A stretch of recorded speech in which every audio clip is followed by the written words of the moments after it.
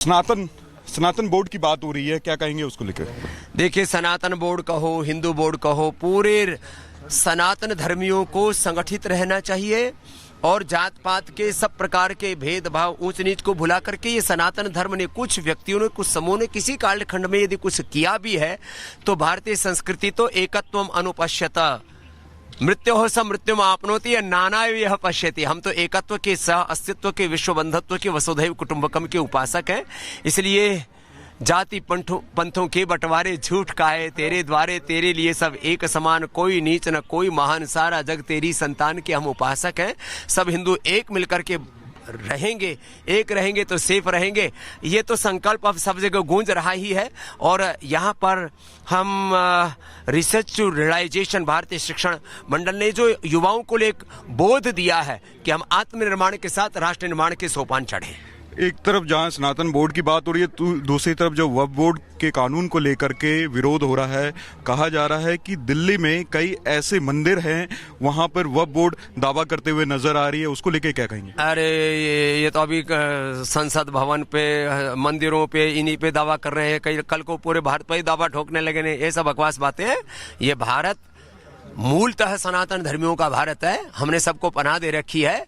हम किसी के ऊपर कोई आक्षेप नहीं कर रहे हैं, लेकिन मूल देश यह सनातन धर्मियों का देश है। हम सबको आदर करते हैं, तो इसमें ज्यादा ऊंची नीची बातें ना करें। और अब खबरों में आगे बढ़ेंगे और अब बात करेंगे सनातन बोर्ड को लेकर संतों के हुंकार की। वक्त बोर्ड खत्म होने वाला है तो उसके बाद सनातन बोर्ड बनेगा। अभी नहीं तो बहुत सहेलियां हिंदू हक। वक्त आ चुका है कि हम सब जुड़े। तो क्या वो समय आ गया है कि अब देश में सनातन बोर्ड की स्थापना की जाए? क्या वो भी समय आ गया है जब देश के बड़े बड़े मंदिरों को हिंदू संतों के हवाले कर दिया जाए? कुछ ऐसी ही मांगों को लेकर दिल्ली में धर्म संसद का आयोजन किया गया, जहां देश के तमाम बड़े संत समाज के लोग मौजूद रहे और सबकी ओर से एकता का संदेश देते हुए सनातन बोर्ड की मांग को और मुखर किया गया। रिपोर्ट दिखाते हैं आपको।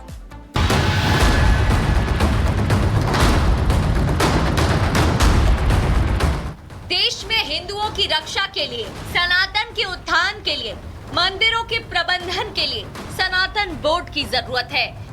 हमें क्या चाहिए? किससे चाहते आजादी? अब हर हिंदू की डिमांड सनातन बोर्ड है। दिल्ली में धर्म संसद में सनातन बोर्ड बनाने की मांग की गई। देवकी नंदन ठाकुर ने जंतर मंतर पर धर्म संसद बुलाई, जिसमें देश भर के साधु संत शामिल हुए। धर्म संसद के दौरान सभी संतों ने एक स्वर में सनातन बोर्ड बनाने की मांग की। मंच से देवकी नंदन ठाकुर ने धर्म संसद के एजेंडे को गिनाया। इस दौरान उन्होंने बताया कि धर्म संसद के एजेंडे में लव जिहाद, गौ रक्षा और कृष्ण जन्मभूमि विवाद शामिल रहा। देवकी नंदन ठाकुर ने मंच से हुंकार भरी और कहा कि बहुत सहेलियां अब नहीं सहेंगे, हिंदू अपना हक लेकर रहेंगे। बहुत सहेलियां हिंदू हक, बहुत सहेलियां हिंदू हक। अब हम बटेंगे नहीं और अब हम कटेंगे नहीं। और जो काटने की प्लानिंग करेगा ना, my dear, I will see you. धर्म संसद के मंच से कथावाचक प्रदीप मिश्रा ने भी हुंकार भरी। इस दौरान उन्होंने हिंदुओं का आह्वान किया। प्रदीप मिश्रा ने कहा कि आखिर कब तक साधु संत आपको जगाएंगे? आप लोग खुद कब जागोगे? उन्होंने हिंदुओं से अपने घरों में बचाव के लिए हथियार भी रखने की अपील की। साथ ही उन्होंने तौकीर रजा पर निशाना साधा। सनातनियों के घर में कितने फरसे हैं, सनातनियों के घर में कितनी बर्छी है, सनातनियों के घर में कितने कितने औजार, गुप्तियां हैं। मालूम पड़ा एक दो पड़ी होगी, उसमें भी जंग लग रही होगी, परंतु अब जंग लगाने की जरूरत नहीं। धर्म संसद के मंच से अयोध्या हनुमानगढ़ी के महंत राजू दास ने भी हिंदुओं का आह्वान किया। इस दौरान राजू दास ने देश भर में फैले अलग अलग तरह की जिहाद का जिक्र किया। महंत राजू दास ने हिंदुओं को सतर्क करते हुए बांग्लादेश में हिंदुओं पर हमले की याद दिलाई। उत्तर प्रदेश में भी महाराज जी जब चुनाव चल रहा था तो एक आतंकवादी का बच्चा था, एक मोहम्मद का बच्चा था, उसने क्या कहा कि नहीं भाइयों जग जाओ, नहीं तो अगर ये भाजपाई जीत जाएंगे तो हिंदुस्तान में नहीं रह पाओगे। धर्म संसद के मंच से बाबा हरजीत सिंह ने भी हिंदुओं का आह्वान किया। बाबा हरजीत सिंह ने हिंदुओं से शस्त्र उठाने की अपील की। उन्होंने कहा कि हिंदू जब तक शस्त्र नहीं उठाएगा वो पिटता रहेगा। कलम के साथ अब हथियार उठाने का वक्त आ गया है।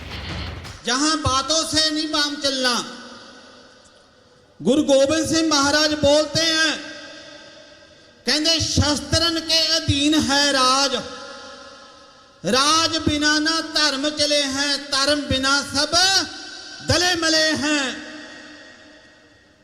आप सबको अपने साथ माला के शस्त्र उठाना ही पड़ेगा।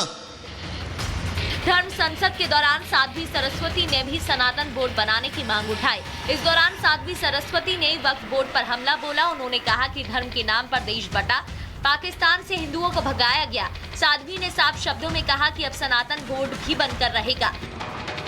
उन्होंने हिंदू महिलाओं से गहने पहनने के साथ साथ तलवार उठाने की अपील की। धर्म संसद के दौरान बॉलीवुड छोड़कर आध्यात्म की दुनिया में आई इशिका तनेजा ने भी देश के युवाओं का आह्वान किया। इस दौरान इशिका ने न सिर्फ सनातन बोर्ड की मांग की बल्कि युवाओं को धर्म की रक्षा का मतलब भी समझाया।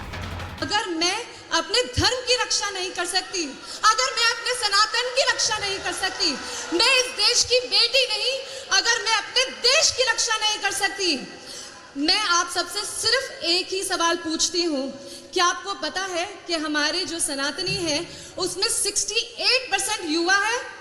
लेकिन ये बहुत ही शर्म की बात है कि हमारा जो युवा है वो एसी के कमरों में बैठा हुआ है, टीवी देख रहा है, रील स्क्रॉल कर रहा है। तो अब हम युवा शक्ति को भी साथ में जुड़ना होगा। देश में एक तरफ वक्फ बोर्ड तो अब दूसरी तरफ सनातन बोर्ड की मांग उठने लगी है। साधु संत के साथ हिंदू समाज एक स्वर में सनातन बोर्ड की मांग कर रहा है।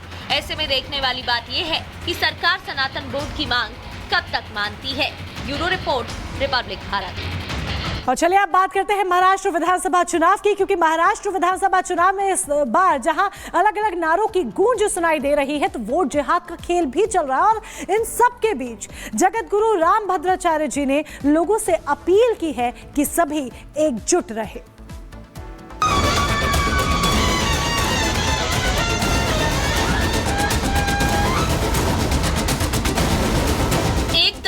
महाराष्ट्र में अघाड़ी वाले मुसलमानों से वोट जिहाद के नाम पर वोट बटोर रहे हैं और दूसरी ओर हिंदुओं के लिए जाति जाति की रट लगा रहे हैं।